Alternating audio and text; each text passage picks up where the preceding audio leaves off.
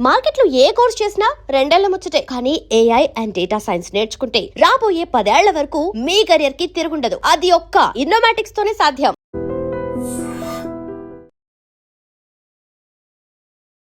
నమస్తే, నేను Kavitha. Welcome to I dream news and నిజాలు. చాలా కాలం తర్వాత 5 రాష్ట్రాల ఎన్నికల రిజల్ట్స్ తర్వాత ఇండి కూటమి నిన్న భేటీ అయింది. అందులోనూ విద్యాశాఖ మంత్రి ధర్మేంద్ర ప్రధాన్ రాజీనామా చేయాలనేటువంటి ఏకైక డిమాండ్తో భేటీ అయినప్పటికీ ఆప్తో పాటుగా డిఎంకే ఈ కూటమి భేటీకి దూరమైంది. తాము పాల్గొనట్లేదనేటువంటి ఒక అనౌన్స్మెంట్ చేసింది. చాలా ఇంట్రెస్టింగ్గా కాక్రోచ్ జనతా పార్టీకి మద్దతు ఇవ్వాలి అనేటువంటి ప్రతిపాదన ఇండి కూటమిలోని కొంతమంది దగ్గర నుంచి వస్తే కాంగ్రెస్ మాత్రం దాన్ని వ్యతిరేకిస్తోంది.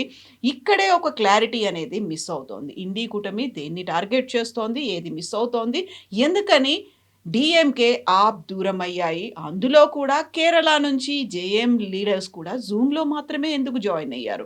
బోల్డని ఇష్యూస్ ఉన్నాయి. మనతో పాటుగా ఉన్నారు సీనియర్ జర్నలిస్ట్ సురేష్ కొచ్చతిల్ గారు.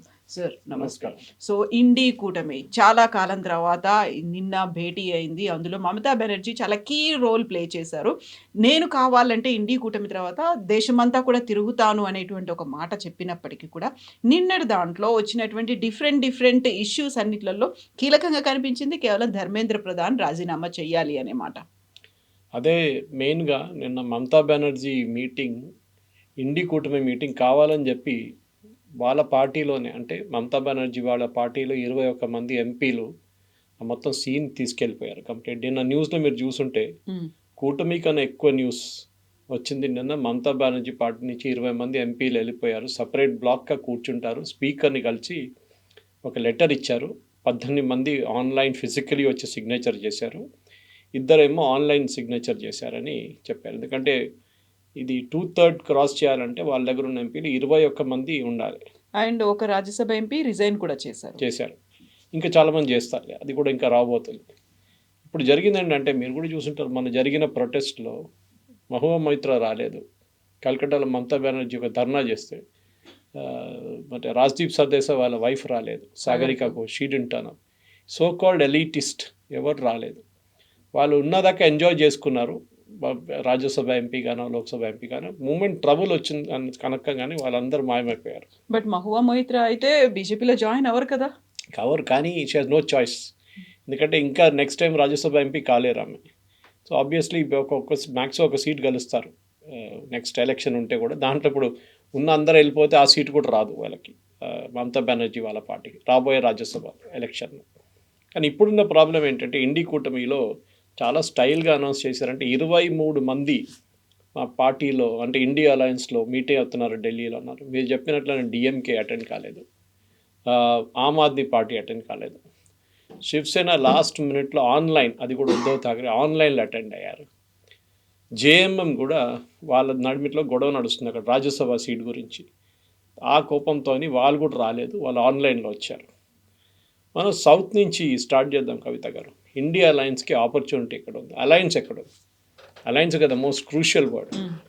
కేరళలో వీళ్ళిద్దరు కొట్టుకుంటారు, వీళ్ళిద్దరు అక్కడిక్కడ ఆరోపణ చేసుకుంటారు. ఇప్పుడు సిపిఎం ఏమన్నారంటే, నిన్న మీటింగ్లో కూడా చెప్పారంట, దట్ రాహుల్ గాంధీ, మల్లికార్జున్ ఖర్గే వచ్చి మా లీడర్ పినరాయి విజయన్ మీద ఆరోపణ చేశారు, సిబిఐ ఎంక్వైరీ అని చెప్పారు, బీజేపీ బీ టీమ్ అని చెప్పారు, మళ్ళీ మమ్మల్ని ఎందుకు పిలిచారు మీరు మీటింగ్కి అని అడుగుతున్నారు. అది కరెక్ట్ ప్రశ్నే. అది మీరే అన్నారు, అక్కడ అన్నారు. ఇన్ఫాక్ట్ సిపిఎం కూడా అన్నారు. సిపిఎం ఎప్పుడు అంటారంటే, కాంగ్రెస్ ఏమో బీజేపీ బీ టీమ్ అంటారు, వీళ్ళేమో సిపిఎం బీజేపీ బీ టీమ్ అంటారు. అట్లా ఉన్నప్పుడు మళ్ళీ మీరు ఎందుకు అలయన్స్లో ఉన్నారు? బీజేపీతో ఉండాలి కదా.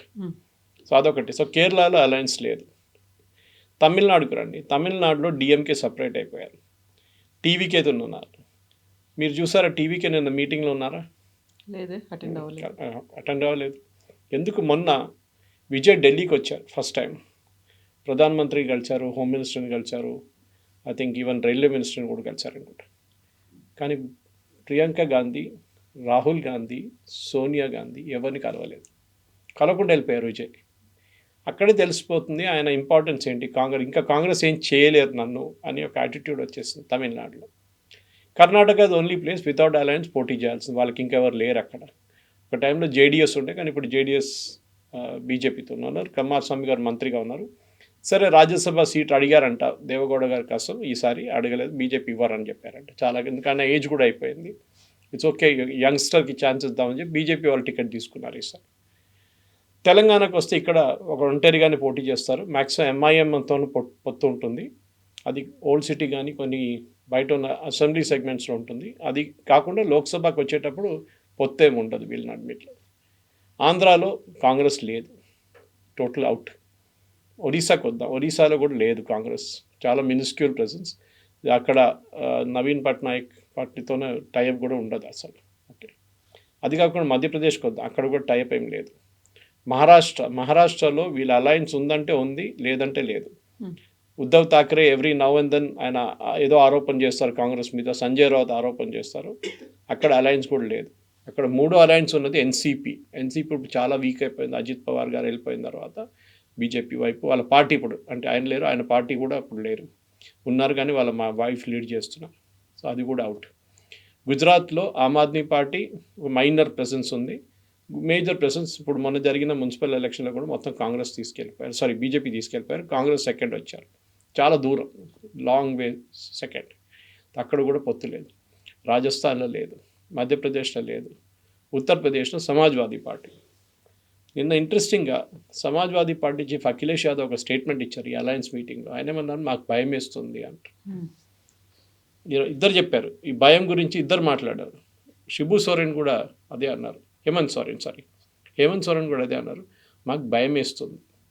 బీజేపీ బీహార్లో గెలిచిన తర్వాత, బెంగాల్లో గెలిచిన తర్వాత మా సంగతి ఏంటనేది నాకు భయం వేస్తుంది అని, భయం అని ఒక వర్డ్ యూజ్ చేశారు. కంప్లీట్గా వైప్ అవుట్ చేస్తుందేమో బీజేపీ అనేది. బికాస్ ఇప్పుడులా కాదు, ఇప్పుడు రాబోయే అసెంబ్లీ ఎలక్షన్ 430 సీట్లు ప్లస్ ఎలక్షన్ జరగబోతుంది యూపీలో. దాంట్లో బీజేపీ ఆల్ అవుట్ ఎఫర్ట్ పెట్టి ఆల్రెడీ స్టార్ట్ చేసేసారు వాళ్ళ campaign. Congress and Samajwadi party మేము పొత్తుగా ఉండాలన్నా లేదా అని ఇంకా డిసైడ్ చేయలేదు. ఇంట్రెస్టింగ్గా మీరు చూస్తే కవిత గారు, యూపీ పక్కన బీహార్లో కూడా పొత్తు ఉందంటే ఉంది. ఇప్పుడు నెక్స్ట్ తేజస్వి మీటింగ్కి వచ్చారని నాకు అనిపించలేదు, నాకైతే వాళ్ళ పార్టీ నుంచి ఎవరైనా పంపించారో తెలియదు, కానీ మేజర్ ఫేస్గా ఆయన లేరు. అక్కడ కూడా వీళ్ళకి డిఫరెన్స్ ఆఫ్ ఒపీనియన్ ఉంది. బీహార్ తర్వాత వెస్ట్ బెంగాల్కి వద్దాం. వెస్ట్ బెంగాల్లో మమతా బెనర్జీ నిన్న వచ్చి ఇండియా అలయన్స్ మీటింగ్లో కూర్చుంది. అదే టైంలో అక్కడ వాళ్ళు పొత్తు లేకుండా అగేన్స్ట్ పోటీ చేశారు ఎలక్షన్లో. అక్కడ వెస్ట్ బెంగాల్ యూనిట్ ఏమో కాంగ్రెస్ అసలు వీరిని అంగీకరించట్లేదు మమతా బెనర్జీని, అధీర్ రంజన్ చౌదరి కానీ ఎవరైనా కానీ. ఈ రాహుల్ గాంధీ ప్రాబ్లం ఏంటంటే ఆయన నేషనల్ లెవెల్లో ఒక లీడర్ అవడానికి ట్రై చేస్తున్నారు. ఈ జూనియర్ లెవెల్ నుంచి వీళ్ళు ఎవరు అంగీకరించట్లేదు. ఎస్పెషల్లీ ఇప్పుడు తమిళనాడులో ఉన్న డిఎంకే బీజేపీతో పొత్తుకెళ్తున్నారని చెప్తున్నారు. ఇండైరెక్ట్ డైరెక్ట్ జరగచ్చు. ఒకవైపు అన్నామలై గారు మనకు తెలిసిందే సపరేట్ పార్టీ పెట్టారు. ఓట్ స్ప్లిట్టింగ్ చేస్తున్నారు. కాంగ్రెస్కు ఉన్నది 5 ఎమ్మెల్యేలు అంతే, 40 సీట్లు ఇస్తే 5 గెలిచారు వాళ్ళు. ఆలోచించండి, ఇది వీళ్ళ పరిస్థితి కాంగ్రెస్. అస్సాంలో ఉందంటే అస్సాంలో కూడా ఏం లేదు, ఏఐయుడితో ఒక టైఅప్ ఉండే అది కూడా పోయింది. మనం పెద్ద స్టేట్స్ చూస్తున్నాం మనం అన్నమాట. సో ఢిల్లీలో లేదు, పంజాబ్లో లేదు, హర్యానాలో లేదు, జమ్మూ కాశ్మీర్లో వాళ్ళిద్దరు నడిమిట్లో ఏదో పోతుంది, కానీ అసలు ఒమర్ అబ్దుల్లా ఈయన అంగీకరించు, కానీ ఆయన నిన్న మీటింగ్కి వచ్చారు ఆయన. మనం చూస్తే ఓవరాల్గా చూస్తే కాంగ్రెస్కి 1-2 స్టేట్లోనే మెయిన్గా అలయన్స్ ఉంది. ఒక పాసిబుల్ అలయన్స్ యూపీలో సమాజ్వాదీ పార్టీతో, ఇంకొక అలయన్స్ జేఎంఎంతో జార్ఖండ్. మిగతా ఎక్కడ వాళ్ళకి మేజర్ అలయన్స్ అనేది లేదు. ఇప్పుడు వీళ్ళు ఏమంటున్నారు, 23 మంది పార్టీని పిలిచారు. ఎవరు? ఎన్కే ప్రేమచంద్రన్, కేరళలో ఒక చిన్న పార్టీ, ఒక ఎమ్మెల్యే కూడా లేదనుకుంటా వాళ్ళకి, ఒకటి కూడా లేదు ఈసారి. అట్లాంటి వాళ్ళు వచ్చి కూర్చుంటున్నారు మీటింగ్లో. ఇట్లాంటి చిన్న పార్టీలు తీసుకొచ్చి కూర్చోబెట్టి మీరు ఏం చేస్తారు? మీకు కావాల్సింది పెద్ద అలయన్స్. మీ దగ్గర ఇండియా అలయన్స్ అని స్టార్ట్ చేసినప్పుడు మీరు సంవత్సరానికి ఒక మీటింగ్ పెడితే ఎవరు వస్తారు? సో ఇమీడియట్గా నెక్స్ట్ మీటింగ్ హైదరాబాద్లో పెడతాం మేము అన్నారు. ఏం చేస్తారు? What is your common minimum programme? వీళ్ళకి ఒక్కటే కామన్ మినిమం ప్రోగ్రామ్ ఏంటంటే బీజేపీని ఓడించాలి. అది చాలా క్లియర్గా నిన్న కాంగ్రెస్ లీడర్స్ చెప్పారు, సమాజ్వాదీ పార్టీ చెప్పారు. అది కాకుండా అక్కడ వచ్చిన మిగతా చిన్న పార్టీల వాళ్ళు కూడా చెప్పారు. వాళ్ళకి ఒకటే, మోదీని ఓడించాలి, బీజేపీని ఓడించాలి, ఆర్ఎస్ఎస్ని ఓడించాలి, ఇదే. కానీ మీ నడుమిట్లో ఏమైనా అలయన్స్ ఉందా అంటే అది కూడా లేదు. ఎట్లా ఓడిస్తారు వీళ్ళు? ఒక ఎగ్జాంపుల్ తీసుకుందాం. ఇప్పుడు కల్కటాలో మనం చూసాం జరిగిన పాలిటిక్స్ ఎలక్షన్ తర్వాత. నిన్న అదే ఢిల్లీలో జరిగింది. మేము చెప్పినట్టు 21 మంది ఎంపీలు వెళ్ళిపోయారు. అది మనకు 21 ఉందా 18 ఉందా అని తెలియదు, కానీ మెజారిటీ ఎంపీలు ఉండరు ఇప్పుడు. మ్యాక్సిమం అయితే వాళ్ళు రాజీనామా చేసేస్తారు, మళ్ళీ ఎలక్షన్ జరుగుతుంది, దాంట్లో బీజేపీ గెలుస్తారు. సో బీజేపీ టాలీ ఇప్పుడు 300 క్రాస్ అయ్యి 314 దాకా వెళ్ళిపోతుంది. ఈ పరిస్థితిలో నెక్స్ట్ ఎలక్షన్లో 39 సీట్లు ఉన్న వెస్ట్ బెంగాల్లో బీజేపీకి లాస్ట్ టైం 12 సీట్లు వచ్చింది. ఈసారి మీరు అసెంబ్లీ రిజల్ట్స్ తీసుకుంటే బీజేపీకి ఈ 39లో 35 సీట్లు రావచ్చు, 36 దాకా కూడా వెళ్ళొచ్చు. అంటే from 12 to 22, 22 to 32, almost 24 seats ఎక్కువ. లాస్ట్ టైం బీజేపీ వచ్చి 240 దగ్గర ఆగిపోయింది. సో మీరు 22 సీట్లు యాడ్ చేస్తే 262 అయిపోయింది. దాని తర్వాత మీరు మహారాష్ట్ర చూడండి, లాస్ట్ టైం మహారాష్ట్రలో, ఉత్తరప్రదేశ్లో, వెస్ట్ బెంగాల్లో 3 స్టేట్స్లో బీజేపీకి పెద్దగా లాస్ జరిగింది. దానికోసం వాళ్ళు 270 క్రాస్ చేయలేకపోయారు. మహారాష్ట్ర మినిమం 12 నుంచి 16 సీట్లు బీజేపీ అలయన్స్కి ఎక్కువ వస్తుంది. అక్కడ మీరు 272 క్రాస్ చేసి మీరు 280 దాకా వెళ్ళిపోతారు. దాని తర్వాత ఉత్తరప్రదేశ్, లాస్ట్ టైంలో చాలా పెద్ద లాస్ ఉత్తరప్రదేశ్లో జరిగింది. ఈసారి ఉత్తరప్రదేశ్ అసెంబ్లీ ఎలక్షన్ బీజేపీ గెలుస్తారు, ఆ టాలీ మీద ఉంటుంది. అండ్ న్యాచురల్లీ అఖిలేష్ యాదవ్ అంటున్నాను, మాకు భయం వేస్తుంది. భయం ఉంది, డర్ అచ్చా హై. సో ఆ భయంతోనే వీళ్ళు ఇప్పుడు ముందుకెళ్తే అక్కడ కూడా ఉత్తరప్రదేశ్లో జరగబోయే లోక్సభ ఎలక్షన్కి 80 సీట్లు ఉన్నాయి. లాస్ట్ టైం సీట్లు చాలా తగ్గింది, ఈసారి అక్కడి నుంచి కూడా 20 సీట్లు ఎక్కువ వస్తే BJP will cross 300 on NDA Tally. West Bengal, Maharashtra, Uttar Pradesh తర్వాత చాలా స్టేట్స్ ఉన్నాయి బీజేపీ కెన్ డూ వెల్, చాలా బాగా పర్ఫామ్ చేస్తే. ఒకటి బీహార్ ఒకటి ఉంది. బీహార్లో ఈసారి వచ్చిన ఎన్నికల రిజల్ట్స్ చూసి బీహార్లో పోటీ చేసి అక్కడి నుంచి 12 నుంచి 14 సీట్లు ఎక్కువ వస్తుంది BJP. So they will cross 313, 314 ఇప్పుడున్న టాలీ ప్రకారం. సో నెక్స్ట్ ఎలక్షన్ 2029లో మీ ఇప్పుడు కాంగ్రెస్ ఎక్స్ప్లెయిన్ చేయాల్సింది, మేము పొత్తు పెట్టుకుంటే ఇండి అలయన్స్ అంటున్నాం, ఈ అలయన్స్లో మీరు ఎక్కడ ఏ స్టేట్లో ఎక్కడి నుంచి పోటీ చేస్తారో చెప్పండి. ఇది ఒక పెద్ద ప్రశ్న. ఎందుకంటే మీరు ఉత్తరప్రదేశ్, నేను చెప్పినట్లు బీహార్ అండ్ ఆఫ్ కోర్స్ మీరు మహారాష్ట్ర పక్కన పెడితే మీకు ఇంకే స్టేట్లో అలయన్స్ లేదు, మీకు అలయన్సే లేదు, మీకు మేజర్ అలయన్సెస్ లేరు, మీకు పార్టీలు లేరు. మీరు దేశంలో ఉన్న అన్ని 2 పెద్ద పొలిటికల్ పార్టీస్ వాళ్ళకి 25 సీట్ల కన్నా ఎక్కువ ఉన్నది డిఎంకే, ఇంకొక వైపు టీఎంసీ ఉండే, టీఎంసీ స్ప్లిట్ అయిపోయింది. మళ్ళీ మీరు ఎవరితో పొత్తు పెట్టుకుంటారు? ఆమ్ ఆద్మీ పార్టీతో పొత్తు లేదు మీకు, వీళ్ళతో టీఎంకేతో పొత్తు లేదు, అండ్ మీకు టీఎంసీతో పొత్తు పెట్టుకుని వాళ్ళకి ఎంపీలే లేరు. ఏం చేస్తారు? One loser tagging on with another loser అంటారు. వెస్ట్ బెంగాల్ యూనిట్ ఏమో కాంగ్రెస్ యూనిట్ వీళ్ళని అంగీకరించట్లేదు టీఎంసీని, అప్పుడు మీరు ఏం పొత్తు పెట్టుకుంటారు? ఇదే జరగబోతుంది. ఇది ప్రాబ్లం ఎక్కడంటే మీరు ఎప్పుడైనా అది బీజేపీ దగ్గర నుంచి నేర్చుకోవాలి. అలయన్స్ పార్ట్నర్స్ ఎంత చిన్న పార్టీ అయినా కానీ వాళ్ళకు ఒక్క పొజిషన్ ఇచ్చి ఏదో ఒక మినిస్టర్షిప్ ఇచ్చి కూర్చోబెట్టుకుంటారు. మీకు గుర్తుంది మటువా కమ్యూనిటీ అని చెప్పి కమ్యూనిటీ ఉంది బెంగాల్లో, మనం మాట్లాడడం దేనికన్నా హిందూ కమ్యూనిటీ, బంగ్లాదేశ్ నుంచి వచ్చిన వాళ్ళు 1 కోటి మంది ఉన్నారు వాళ్ళు. దాంట్లో ఆల్మోస్ట్ ఒక 5,000 మందికి సిటిజన్షిప్ ఇప్పుడు ఇచ్చారు, ఇప్పుడు ఇస్తున్నారు, మొదలుపెట్టారు ప్రాసెస్ సిఏఏ కింద. వాళ్ళ దాంట్ నుంచి ఎలక్ట్ అయిన ఒక ఎంపీ బీజేపీ క్యాబినెట్, యూనియన్ క్యాబినెట్లో ఉన్నారు. ఆలోచించండి, మోదీకి అక్కర్లేదు యాక్చువల్లీ, ఈ need not take them also, ఎందుకు తర్వాత చూసుకుందాం, అంత ఇప్పుడు సిటిజన్షిప్ కూడా ఇవ్వలేగా, తర్వాత ఇచ్చిన తర్వాత చూసుకొని చెప్పచ్చు, కానీ he had taken them. So caste balancing అనేది చాలా కేర్ఫుల్. ప్లేసెస్ లైక్ యూపీ కానీ బీహార్ కానీ క్యాస్ట్ సెలెక్షన్ మీద మీరు ఎలక్షన్ ఎట్లా గెలుస్తారని తెలిసిపోదు. ప్రాబ్లం అది. ఇప్పుడు మీరు చెప్పండి, రాజస్థాన్లో సచిన్ పైలట్ నిన్న కూడా అశోక్ గెహ్లోట్ ఆయన్ని మళ్ళీ కావాలని చెప్పి ఇన్సల్ట్ చేశారు. నిన్న ఏదో ఒక రోజు ఆయన కూడా బయటకు వచ్చేస్తారు, కానీ ఆయనకి బీజేపీకి అక్కర్లేదు. ఇప్పుడు వాళ్ళు కంఫర్టబుల్ పొజిషన్లో ఉన్నారు రాజస్థాన్లో. మధ్యప్రదేశ్లో కమల్నాథ్, ఎక్సెప్ట్ కమల్నాథ్ వాళ్ళకి లీడర్స్ లేరు. ఛత్తీస్గఢ్లో వాళ్ళ దగ్గర అజిత్ జోగి గారు ఇప్పుడు లేరు, they are also they finished. ఒరిస్సాలో సేమ్ కేస్. సో ప్రతి స్టేట్లో మీరు ఒక లీడర్ లేకుండా కూర్చున్నారు. మీరు ఏం పొత్తు పెట్టుకుంటారు? మహారాష్ట్రలో ఎక్స్ప్లెయిన్ చేయమని చెప్పండి, ఏం పొత్తు పెట్టుకుంటారు, ఎట్లా పొత్తు పెట్టుకుంటారు? కొంకణ్ నుంచి ఎన్ని సీట్లు ఇస్తారు, విదర్భ నుంచి ఎన్ని సీట్లు తీసుకుంటారు, మరాఠవాడ నుంచి ఎన్ని సీట్లు తీసుకుంటారు, Mumbai city and suburbs and north, that is towards Gujarat, north Maharashtra, మీరు ఎన్ని సీట్లు పొత్తు పెట్టుకుంటారు? క్లారిటీ లేదు వాళ్ళకి. This is the problem with Congress.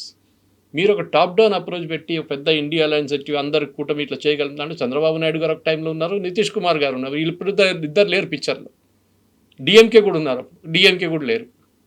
So you are lost all your allies. ఎందుకంటే ఈ ఓవర్ బేరింగ్ యాటిట్యూడ్ రాహుల్ గాంధీది, నేనే లీడర్, మమతా బెనర్జీ చెప్పగానే ఆయనకు భయం వేస్తుంది. ఇప్పుడు that I will be the leader, I will be the opposition leader. Mamata Banerjee ఎక్కడైనా ఎలక్షన్ గెలిచింది అనుకోండి, లాస్ట్ ఎలక్షన్ వెస్ట్ బెంగాల్లో, she would become the India alliance chief. అది రాహుల్ గాంధీకి భయం ఉండేది, కానీ ఆయన కూడా ఒక రిలీఫ్ వచ్చేస్తుంది, ఇప్పుడు గెలవలేదు కదా. I think it's alliance without a future. ఎందుకంటే వీళ్ళకి ఒకటి మీరు గుర్తుపెట్టుకోవాలి, దేవగౌడ గారు ఉన్నప్పుడు కానీ, చంద్రశేఖర్ గారు ఉన్నప్పుడు కానీ, ఐకే గుజరాల్ గారు ఉన్నప్పుడు కానీ, ఈవెన్ నరసింహరావు గారు ఉన్నప్పుడు కానీ ఒక కామన్ మినిమం ప్రోగ్రామ్ అని ఒకటి ఉండే. మీకు గుర్తుంటుంది, హర్కిషన్ సింగ్ సుర్జీత్, ఈవెన్ ఎల్కే అద్వానీ గారు అలయన్స్లో ఉన్నప్పుడు, వాళ్ళు లెఫ్ట్తో అలయన్స్లో ఉన్నప్పుడు, పొత్తున్నప్పుడు వాళ్ళు మీట్ అయితే ఒక ఫోర్ట్ నైట్ అంటే నెలకు 2 సార్లు మీట్ అవుతుండే ఈ కామన్ మినిమం ప్రోగ్రామ్ని చాకౌట్ ఇంప్లిమెంట్ చేయడానికి. ఇప్పుడు వీళ్ళకి కామన్ లేదు, మినిమం లేదు, ప్రోగ్రామ్ లేదు. అదే ఉంది ఈ ఇండియా అలయన్స్కున్న ప్రాబ్లం. వాళ్ళకి ఒక్కటే అలయన్స్ అంటే మోదీ గారికి గతి దింపాలి, ఆయన్ని ఎలక్షన్ గెలవనీయకూడదు. మీ వైపు నుంచి ఏమైనా ఉందా? మా వైపు నుంచి ఏం లేదు, మోదీ గారు గెలవకూడదు నెక్స్ట్ ఎలక్షన్. ఇదొక్కటే వాళ్ళకి ఉన్న ఒకటే ప్రోగ్రామ్ అన్నమాట. ఇప్పుడు మాకు భయం అవుతోంది అనేటువంటి ఒక మాట అంటే, మేము ఎక్కడ అక్కడ లూజ్ అయిపోతామో, లేకుంటే మాకు అక్కడ ఉన్నటువంటి నెంబర్ తగ్గిపోతుందో అనుకున్నప్పుడు, అక్కడ మోదీ దాన్ని హైజాక్ చేస్తున్నారు, టేక్ ఓవర్ చేసుకున్నారు అనే దాంతో పాటుగా అక్కడ ఉన్నటువంటి ఆ 2 రీజనల్ పార్టీలు కూడా మెల్లిమెల్లిగా దాంట్లో ఉన్న పబ్లిక్లో ఉన్నటువంటి ఇంట్రెస్ట్ తగ్గిపోతుంది, లేకుంటే వాళ్ళకు ఉన్నటువంటి ప్లేస్ ఏదైతే ఏరియా ఫైట్ చేశారో ఆ డొమైన్ కూడా కోల్పోతున్నారు అనుకున్నప్పుడు, మళ్ళీ అక్కడ రీజనల్ పార్టీలను స్ట్రెంగ్తెన్ చేయాలి అనేటువంటి ఒక థాట్ కూడా వచ్చింది. లేకుంటే అందరం కలిసి మళ్ళీ ముందుకు ఎలా వెళ్ళాలి, దేశం అంతా ముందుకు ఉండాలి అనేటువంటి ఒక మాట, దాంట్లో కూడా ఒక ఏకాభిప్రాయం అనేది రాలేదు. ఎందుకంటే మీరు చూడండి, తేజస్వి యాదవ్ తీసుకుంది బీహార్లో ఎలక్షన్ కన్నా ముందు క్యాండిడేట్ సెలక్షన్ కోసం వీళ్ళు 3 ఢిల్లీకి వచ్చారు. తేజస్వి, వాళ్ళ నాన్నగారు, అమ్మగారు 3 వచ్చారు. I think sister also came, Misa కూడా వచ్చింది. వాళ్ళకి ఒక హియరింగ్ ఉండే కేసుది, ఇండియన్ రైల్వేస్లో ఒక కేసు ఛార్జ్ షీట్ ఉండే, దానికోసం వచ్చారు. యాక్చువల్లీ వచ్చినప్పుడు వీళ్ళు అక్కడ 3 రోజులు ఉన్నారు ఢిల్లీలో. అప్పుడు బీహార్ ఎలక్షన్ కన్నా ముందు క్యాండిడేట్ సెలక్షన్ కోసం రాహుల్ గాంధీని కలవాలని. రాహుల్ గాంధీ కలవలేదు, అపాయింట్మెంట్ ఇవ్వలేదు 3 రోజులు. మొన్న సిద్ధరామయ్యకి అదే చేశారు ఆయన. లాస్ట్ ప్రియాంక వాద్రా కలిసి ఇష్యూ సెటిల్ చేశారు, కలవలేదు 3 రోజులు. దాని తర్వాత సడన్గా కొలంబియాకి వెళ్ళిపోయారు.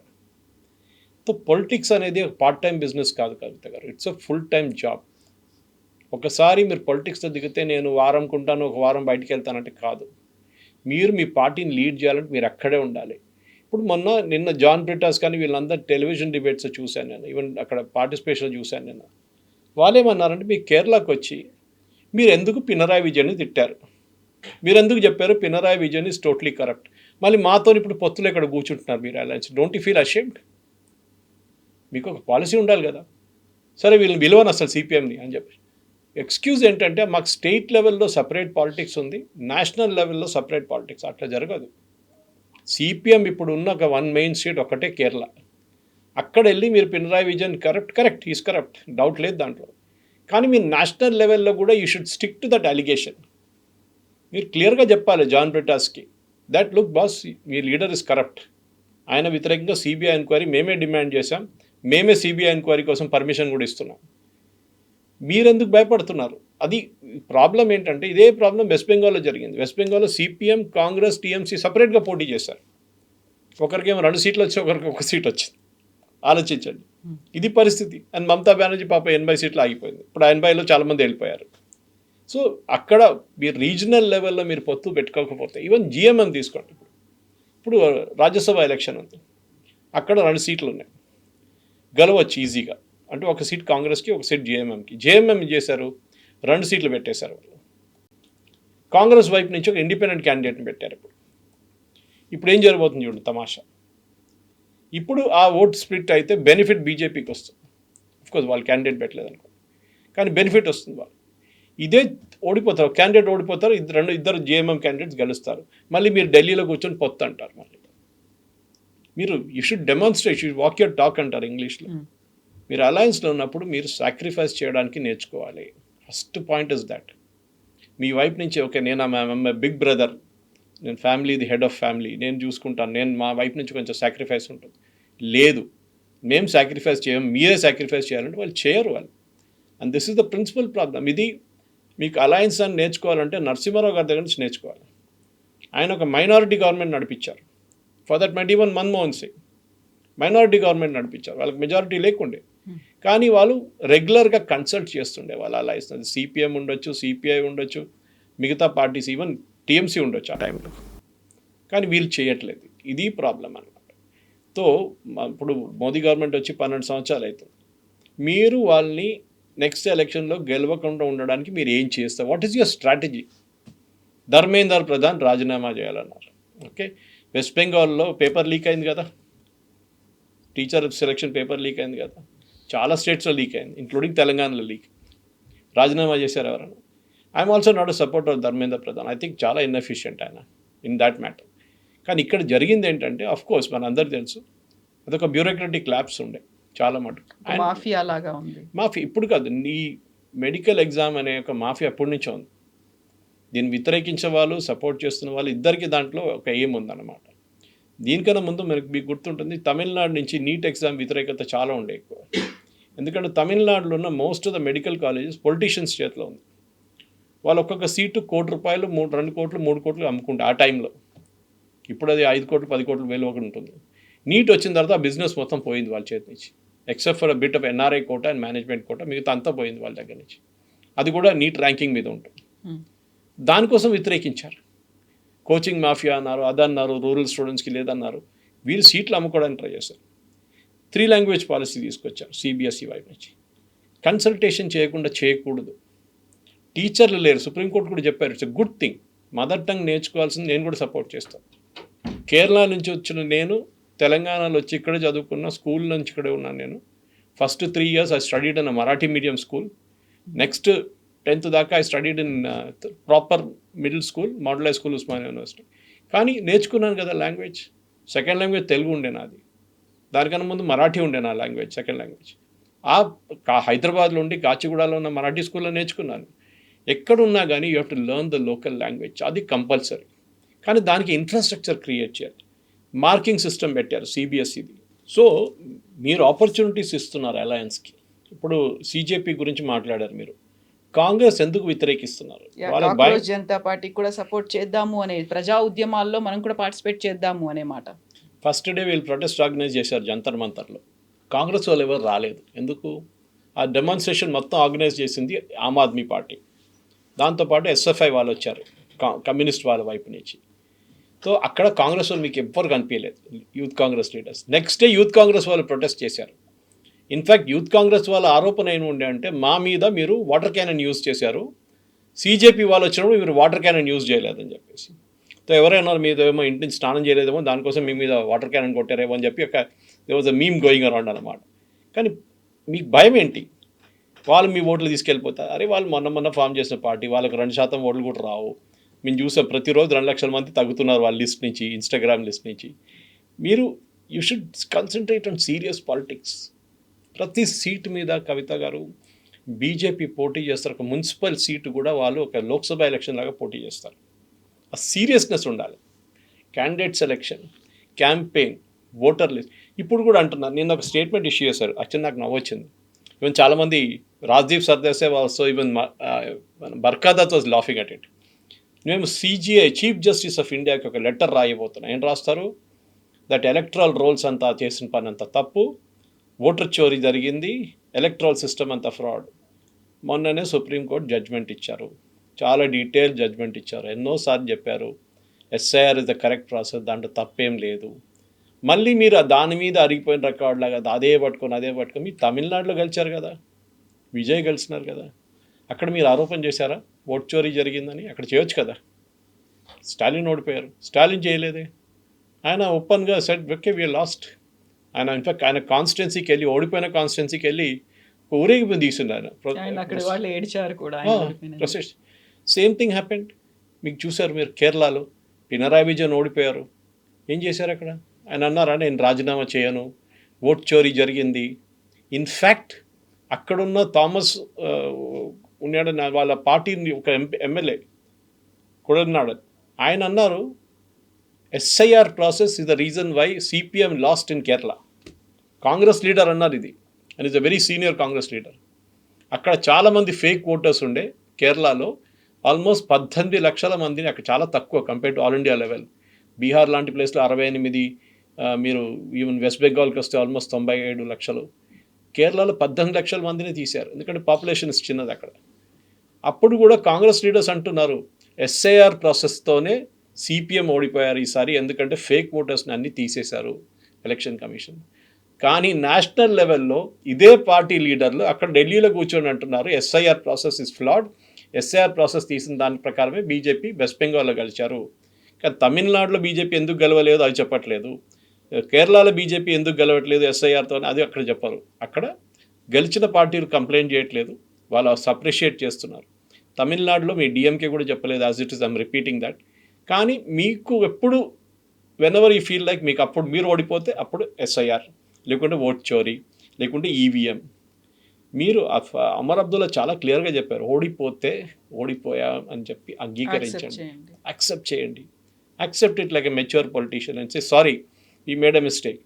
ద ప్రాబ్లమ్ ఈజ్ 99 ఎలక్షన్ ఓడిపోయారు రాహుల్ గాంధీ ఇప్పుడు దాకా. అంటే ఆయన పోటీ చేసింది కాదు, ఆయన లీడ్ చేసిన ఎలక్షన్, బై ఎలక్షన్తో సహా 99 ఓడిపోయారు. యూ షుడ్ రియలైజ్ మీరు ఒక లయబిలిటీ అయిపోతున్నారు ఈ పార్టీకి. మీ ఇక్కడున్న లీడర్స్, తెలంగాణలో లీడర్స్ కానీ కర్ణాటక లీడర్ మీ భజన పాడతారు, రేపు మిమ్మల్ని పక్కన జరిగితే మీ పక్కన వచ్చి కూర్చున్న ప్రియాంక వాద్రా భజన పాడతారు వాళ్ళు. This is the culture of party where individual led కాకుండా ఏంటి ఫ్యామిలీ లెడ్ పార్టీ అయిపోతే ఇదే జరుగుతుంది. ఇప్పుడు మీరు బీజేపీ వైపు చూడండి, ఏం చెప్పినా కానివ్వండి, ఈవెన్ సిపిఎం చూడండి, వాళ్ళు ఎవరికి భజన వాడరు. వాళ్ళ పార్టీలో ఒక పార్టీ ప్రెసిడెంట్ ఉంటారు, ఒక స్ట్రాంగ్ హోమ్ మినిస్టర్ లాగా అమిత్ షా లాగా ఉంటారు, ఒక ప్రధానమంత్రి ఉంటారు, ఒక డిఫెన్స్ మినిస్టర్ ఉంటారు, రీజనల్ లీడర్స్ ఉంటారు. సిపిఎంలో కూడా అంతే. మీరు చూడండి, వాళ్ళ వైపు నుంచి ఉన్న ఒక చీఫ్ మినిస్టర్ పినరాయి ఉన్నారు, అక్కడ పార్టీ జనరల్ సెక్రటరీ ఉన్నారు, అట్లనే స్టేట్ యూనిట్స్ ఉంది, చాలా మట్టుకున్నారు. ఇప్పుడు కూడా బుద్ధదేవ్ భట్టాచారి ఇక్కడ ఉన్నారు. సో వాళ్ళు ఎక్కడ భజన పాడరు. వీళ్ళ దాంట్లో ఏంటంటే భజన పాడాల్సి వచ్చింది, అక్కడే వీళ్ళ ప్రాబ్లం ఉంది. They should get out of that individualistic family led tradition. మొన్న బహుశా మనం డిస్కస్ కూడా చేసాం ఇది. ఈయన రామచంద్ర గుహ హూజ్ పక్కా ఏం చెప్తారు Gandhi Nehru family supporter, open supporter. ఆయన పర్సనల్ కూడా చెప్పారు. ఆయన అన్నారు మనకి ఇంటర్వ్యూలో కరణ్ థాపర్తో that I have lost faith in Rahul Gandhi. ఆయన ఎలక్షన్ గెలవలేరు, is not a prime ministerial material. ఆయన రిలక్టెంట్ పొలిటీషియన్గా ఉన్నప్పుడు ఆయన్ని సోనియా గాంధీ గుంజి తీసుకొచ్చారు ఆయన్ని పాలిటిక్స్లో. ఇదే ఆరోపణ అని కాదు, ఇదే ఒపీనియన్ రాజీవ్ గాంధీ గారు కూడా మీద కూడా చెప్పారు. ఇందిరాగాంధీ సంజయ్ గాంధీ చనిపోయిన తర్వాత ఫ్యామిలీలోనే ప్రైమ్ మినిస్టర్ పోస్ట్ ఉంచుకోవాలని చెప్పి రాజీవ్ గాంధీని తీసుకొచ్చారు ఆయన. And Rajiv Gandhi was also reluctant politician. ఆయన రిలేటివ్లీ క్లీన్ ఉండే, కానీ బోఫోర్స్ వచ్చిన తర్వాత ఆయన మీద కూడా ఆరోపణలు వచ్చినాయి. బోఫోర్స్లో డబ్బులు సంపాదించారు ఈ ఫ్యామిలీ అని చెప్పి, అది ఇంకో స్టోరీ సపరేట్ అది. కానీ మనం చూడాల్సింది ఏంటంటే ఒక అలయన్స్ ఉన్నప్పుడు మీరు ఎప్పుడైనా కానీ అలయన్స్లో సాక్రిఫైస్ చాలా ఇంపార్టెంట్. మీరు మెయిన్ పార్టీగా ఉన్నప్పుడు మీరు దిగి రావాలి అండ్ సే సారీ, మేము మీకు కావాలంటే 10 సీట్లు ఎక్స్ట్రా ఇస్తాం, 5 సీట్లు ఎక్స్ట్రా ఇస్తాం. అది కాకుండా తమిళనాడు అది చెప్పారు. ఇప్పుడు సర్వనన్ అని చెప్పి డిఎంకే స్పోక్స్ పర్సన్ మాట్లాడి చెప్పారు, ఒక్క ర్యాలీలో కూడా రాహుల్ గాంధీ స్టాలిన్తో క్యాంపెయిన్ కలిసి చేయలేదు. ఎందుకు? వాళ్ళ పార్టీ వైపు నుంచి ఉన్న అబ్జెక్షన్, మాకు ఇచ్చిన సీట్లు సరిపోలేదు, మాకు ఇంకా ఎక్స్ట్రా సీట్లు ఇవ్వాలి. ఇచ్చిన తర్వాత మీరు 5 సీట్లే గెలిచారు మీరు. ఓకే, బీజేపీ పరిస్థితి ఇంకా దారుణం. వాళ్ళ పాపం వాళ్ళకి గెలవాల్సిన సీట్లు ఇవ్వలేదు, వాళ్ళకి కోయంబత్తూరు లాంటి ప్లేస్లో సీట్లు ఇవ్వలేదు. That is the strong area. Kanyakumari strong area BJP, అక్కడ కూడా ఇవ్వలేదు. సో అట్లాంటి పరిస్థితుల్లో మీరు as a party leader, alliance పార్ట్నర్గా యూ షుడ్ బి ఒక మేజర్ పార్టీస్ని తీసుకోండి ఫస్ట్ మీ వైపు. మాయావతి ఎక్కడుంది చెప్పండి కవిత గారు? నేనైతే చూడలేదు నిన్న దాంట్లో మీటింగ్లో, ఆమె పేరు కూడా కనిపించలేదు నాకు. ఒక టైంలో యూపీ ముఖ్యమంత్రిగా ఉన్న మాయావతి ఈజ్ నోవేర్ టుడే. ఎందుకు? ఇదే మమతా బెనర్జీ ప్రాబ్లం ఆమెకు కూడా ఉండే, ఒక నెవ్యూ ప్రాబ్లం ఉండే. అక్కడ ఆడొచ్చి కోట్లు సంపాదించాడు ఆయన, పార్టీని తీసి బయటపడేసింది ఆమె, కానీ మళ్ళీ తీసుకోవాల్సి వచ్చింది.